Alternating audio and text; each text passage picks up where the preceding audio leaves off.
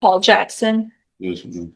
And this is cause number 26 DCCR 0112. Mr. Jackson was previously in court, entered a plea of guilty to aggravated robbery. There was no agreement in this case. I've received the pre-sentence report. Have you both had an opportunity to review that report? We have, Your Honor. State has, Judge. Are there any additions or corrections? Not from the defense. Not from the state, Judge. All right, Mr. Rojas, you may proceed. Thank you, Your Honor. I realize, Judge, we've got a problem with guns in this county, and more specifically in the city. I don't know that anything we do here today is going to solve that problem. Certainly there are things you can do to deter other people watching this and see what happens to young people with guns. But I think there are some people who are not going to learn their lesson until they go to prison and spend a certain amount of time there. There are some people who are going to go to prison and never going to learn that lesson. They'll just spend their life in a revolving door, coming into court, prison, in court, back to prison. And there are those that, for whatever reason, the circumstances they find themselves in their life, they make bad decisions, make mistakes, and are deserving of a second chance. And I think that's the category we find Paul in this morning, Judge. I think if you look at the letters that were written on his behalf, he was raised by his mother and his grandmother. He lost his mother. I think he was 15 when she passed away. His life went into a downward spiral from there. Just lost hope. Didn't see any reason for continuing on. Got involved with some bad people, and made some bad decisions. But I don't think that those decisions or what he's done in his life on that one day are irreversible. I don't think that's something that should cause him to go to prison for a certain amount of time and have a felony conviction on his record and come out possibly worse than he is today. As far as the incident reports, all the incident reports that are negative happened prior to the plea. I think there's an incident report that happened recently that I think he hurt his knee or something else. Yeah. That's nothing bad against him, I don't believe. He's a 17-year-old kid. If he's allowed to be out on probation, he's going to go back and live with his grandmother. He's got a good support system. You can see from the letters. He's got family that'll help him out. I don't know that. I think if you're going to give him probation, I think probably ISF would be a good condition of probation. As I said, he's 17. I don't think he can go to ISF until he's 18. He doesn't turn 18 until July, so I would assume still be in jail until his birthday, and then the bed frees up in ISF. So he's not going straight to the street right now if you were to send him to ISF. I've spoken with Paul. Every time I speak with him, he's kind, respectful. I just really think this is a kid who made a bad decision on that one day, and I don't want that to ruin his life. Speaking with him, he is remorseful. He's sorry this happened. He asks about the two kids, the victims of the case, and he wants to issue apologies to them, and hopefully they're not too traumatized by what happened. But again, Judge, he's just asking for a chance, and I really think he deserves a chance. This is a kid that doesn't need to go to prison. If you look at his life before this, before his mom passed away, apparently he was doing good in school. Once mom passed away, he started missing school and had to go to a different education place, and so he just had a traumatic event in his life, and it just. His life took a 180-degree turn from there, but I think it's something that can be reversed, and he's just hoping that you give him a chance to do that. All right, thank you.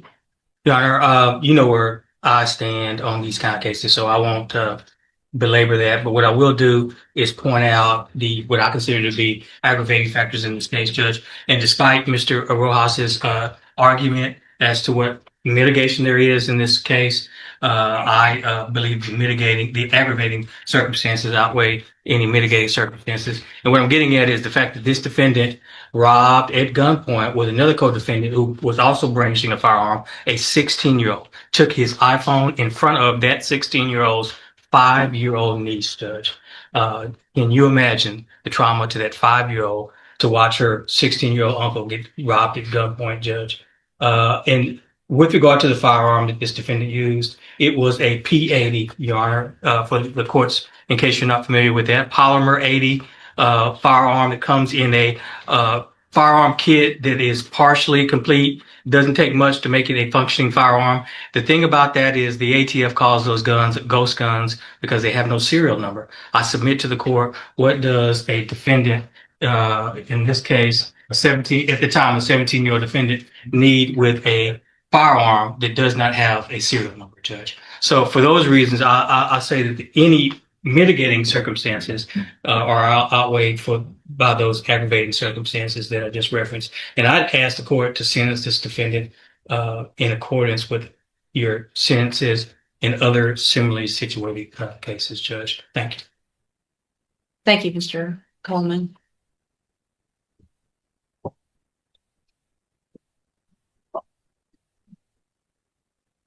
Mr. Jackson, these cases are hard for me, and I know Mr. Rojas has told you what's been going on and what's been going on in this court, and I'm sure you're aware of all of that. I find your case a little bit different than some, but not the guns are the biggest concern for me and for everyone, and the using them in a way like it's no big deal and everybody having them at 15, 16, 14, whatever. I appreciate the fact also, though, that you've never been in trouble. As a juvenile, you've never been in our system. You figured out real quick that you need to follow the rules in jail, because I'm sure word got out there people are talking about the fact that is something that really affects me and what I do. And so I appreciate the fact that you've gotten your act together out there. And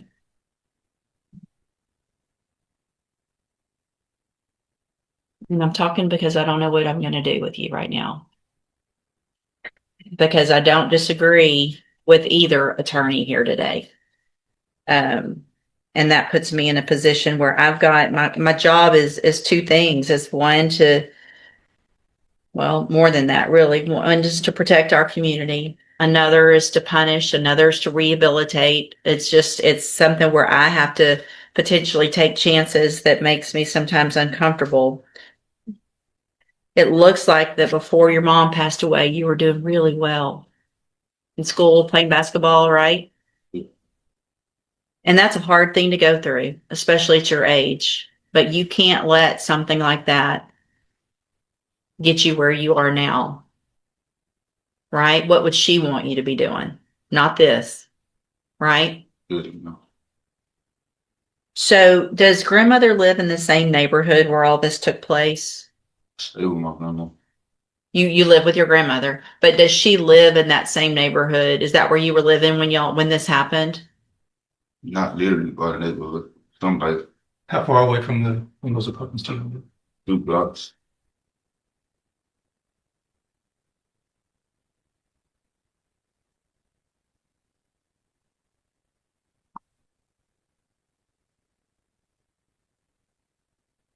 Do you have anything you want to tell me? Apologize to the victim and the victim family for putting them in this situation.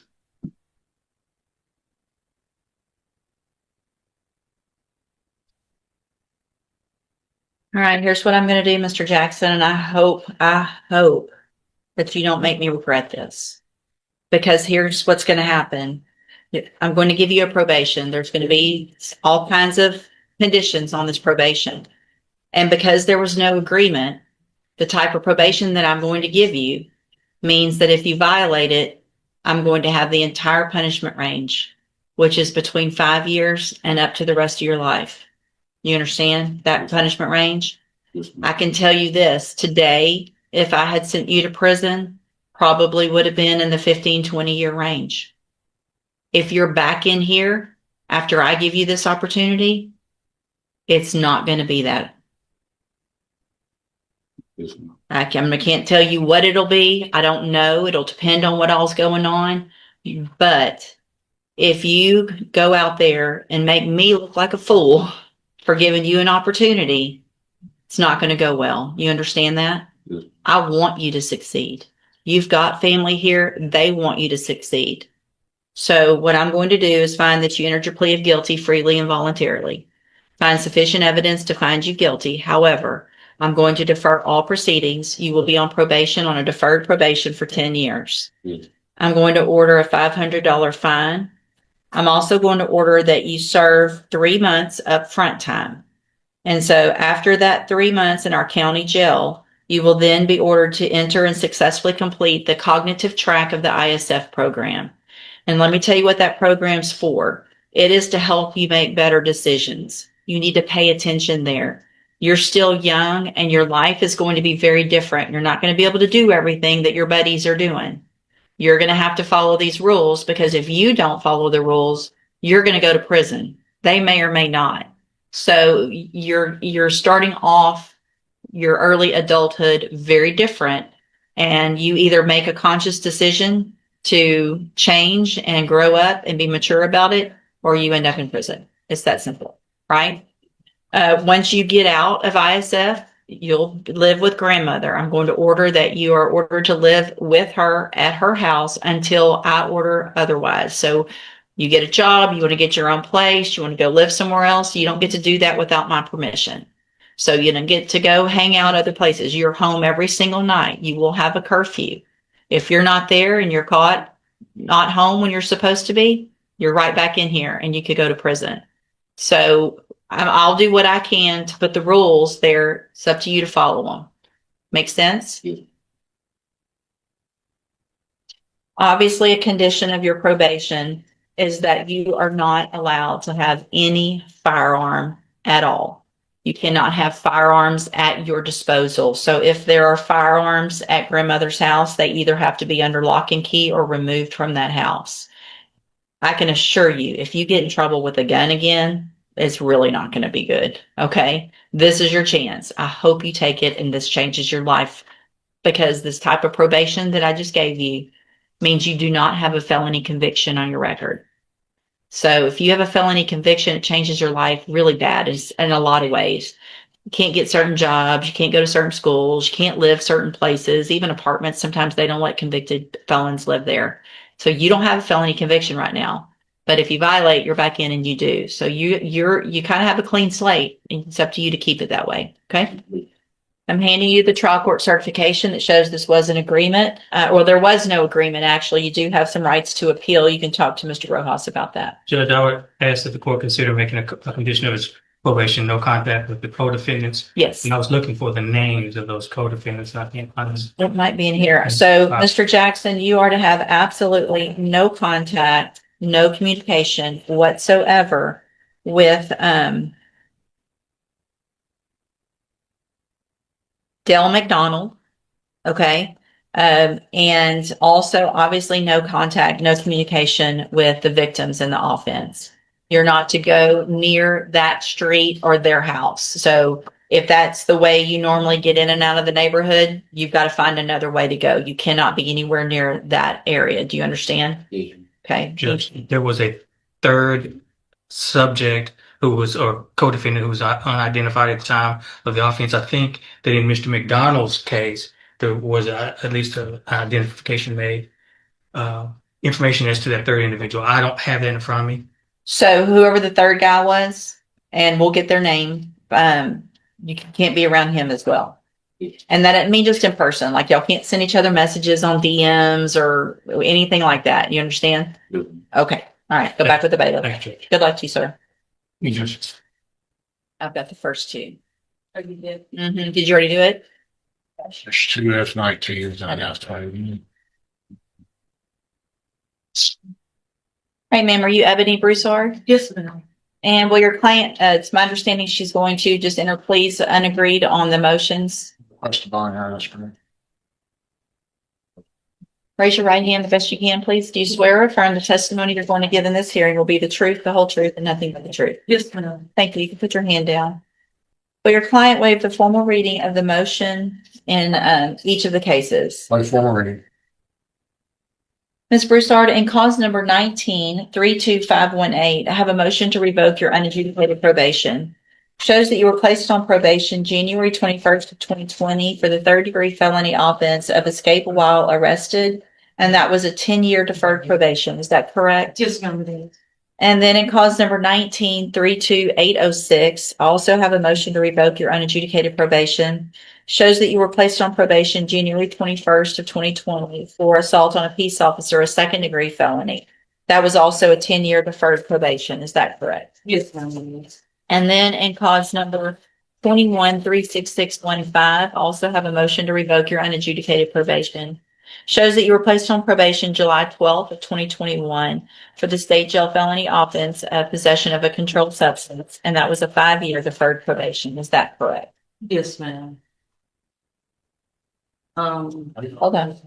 Each of these cases allege that you violated your probation. Count 1 in each case alleges that you committed the new offense of public intoxication January 23rd of 2026. And is that true or not true? Yes, ma'am, it is. True. Yes, ma'am. Count 2 in each case alleges that you committed the offense of possession of a controlled substance January 23rd of 2026. And is that true or not true? Yes, ma'am, it is. True. Yes, ma'am. Count 3 in each case alleges that you possessed an illegal drug, namely PCP, January 23rd of 2026. Is that true or not true? Yes, ma'am.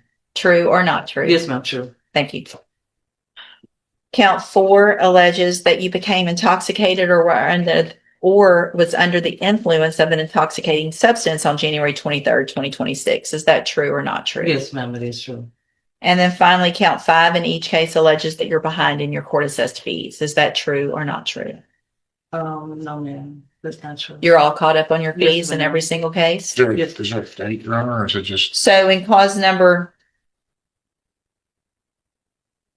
19-32518, the allegation in count 5 is that as of February 2nd, 2026, you were $1,640 in arrears. Is that true or not true? That was true in February, but I'm caught up on it. Okay. It's She not- said I was just $22 behind. It's not like, it's not- Oh, in February? February, you were Oh, behind. yes, ma'am, that was true in Okay. February. In cause number 19-32806, count 5 alleges as of February 2nd, 2026, you're $965 behind. Is that true? Yes, ma'am. And then in cause number 21-36615, the allegation in count 5 is that as of February 2nd, 2026, you were $555 behind. Is that true? Yes, ma'am, that was true. Did you enter your, Where? and we'll get, when we come back, we can get the actual amount and where she is on with an updated report. Did you enter your pleas of true to counts 1 through 5 in each case freely and voluntarily? Yes, ma'am, I did. And did you plead true to all of those counts because they're actually true? Yes, ma'am, I did. All right, then in each of your cases, I'm going to find that you entered your pleas of true to counts 1 through 5 freely and voluntarily. Find those counts true.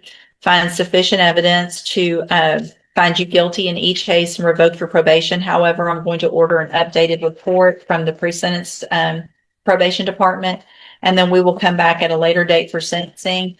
Obviously, anything that you think is important for me to know, get that information to Mr. Kimler and he'll present it to me on your behalf when we come back. Yes, ma'am. Yeah, right. Plus bonds, I know the court may be a bit reluctant to do that because of her conditions that she, was under the influence of intoxicating substance, particularly PCP. Already set bonds. Oh, yeah.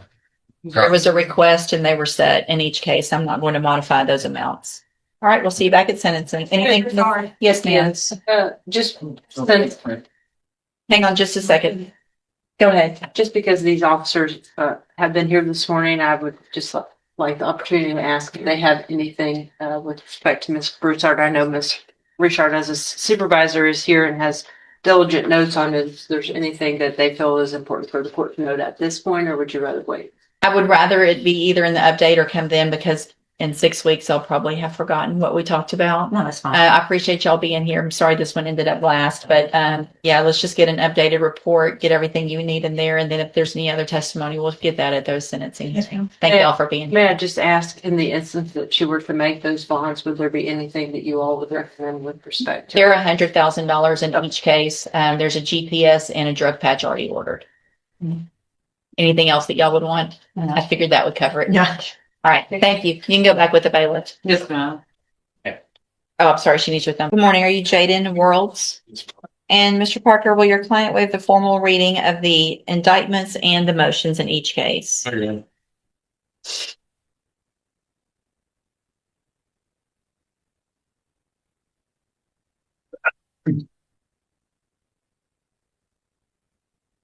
Mr. Wilton, cause number 26, DCCR 0361, you're charged with a second-degree felony offense of aggravated assault with a deadly weapon from January 21st of 2026. And how do you plead to that charge? Are you pleading guilty freely and voluntarily? And are you pleading guilty because you actually did what they charged you with?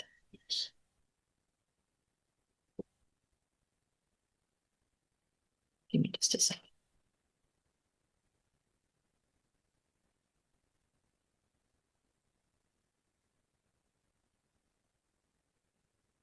And then in cause number 26, DCCR 0415,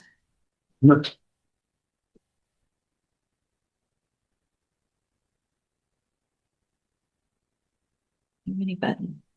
You're charged with a first-degree felony offense of aggravated robbery, and that's from January 27th of 2026. And how do you plead to that charge? Guilty. Again, are you pleading guilty freely and voluntarily? And are you pleading guilty because you actually did what they've charged you with?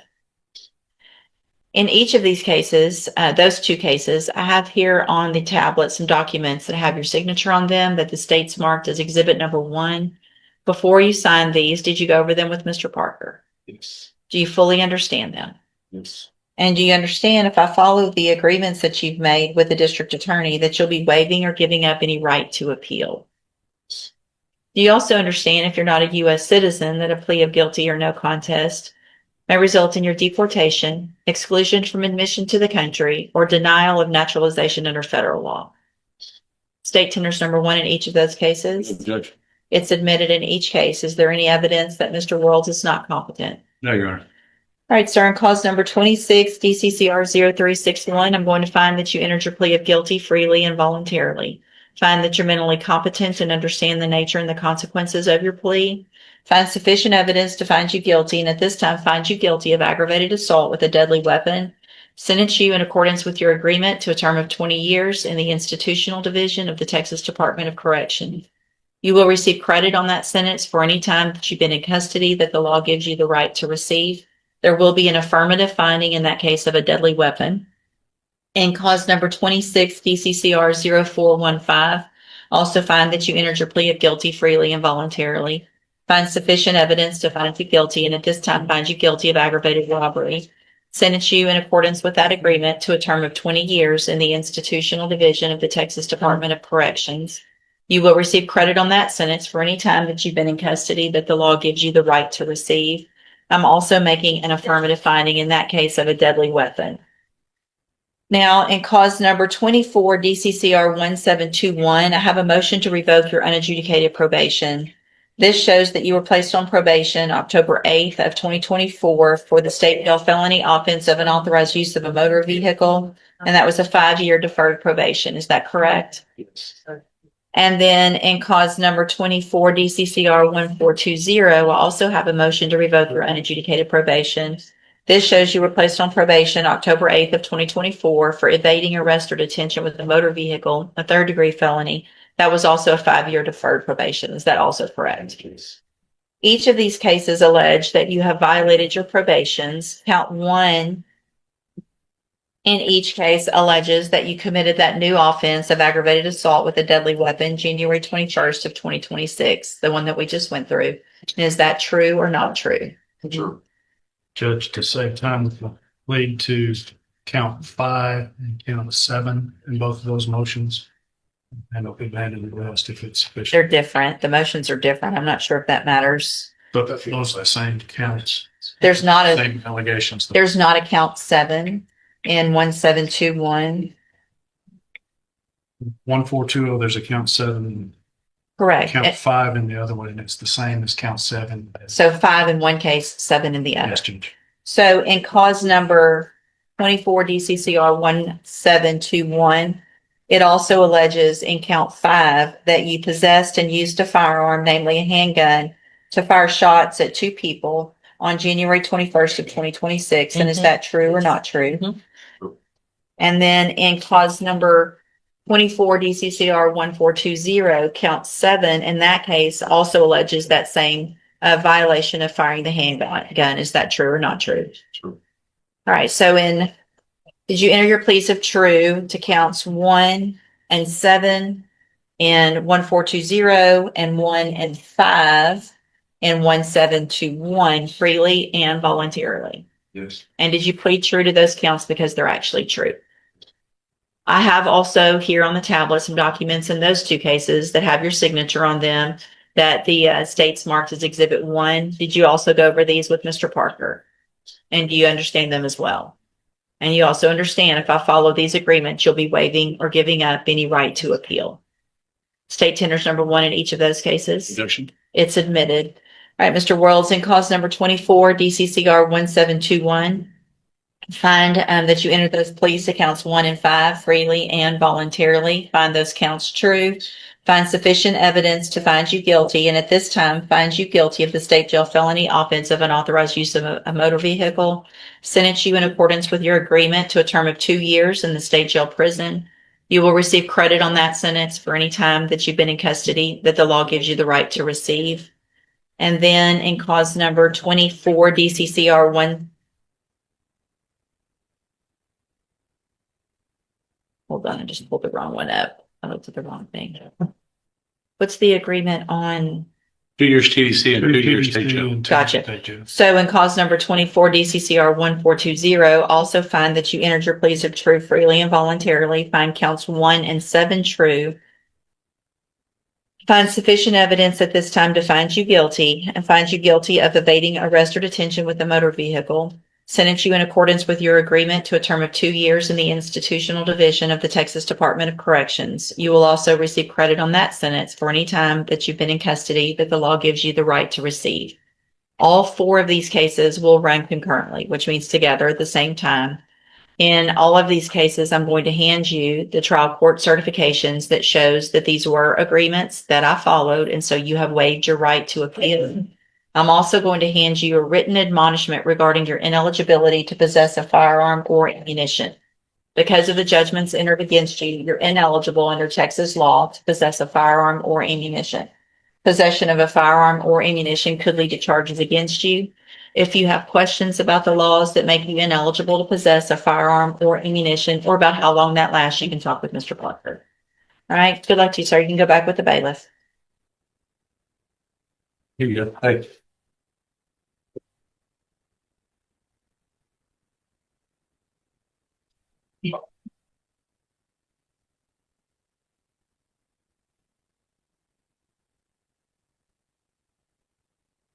All right.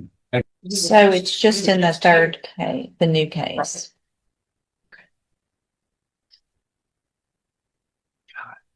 And Are there bonds in the motions?